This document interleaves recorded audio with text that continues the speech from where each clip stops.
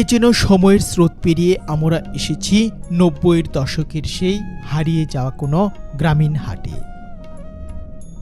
মনে হচ্ছে সময়ের চাকা ঠিক উল্টো ঘুরে আজ আমাদের নিয়ে এসেছে হারানো শৈশবের স্মৃতিমাখা সেই চিরচেনা অজপাড়াগাঁয়ের নিজ গ্রামের হাটে। সুপ্রিয় ভিউয়ার্স, আজকের এই পর্বে আপনাদের এমনই একটি হারানো দিনের গ্রামীণ হাটের দৃশ্য দেখাবো, যে হাটে ফুটে ওঠে আবহমান কালের গ্রাম বাংলার সত্যিকার দৃশ্যগুলো।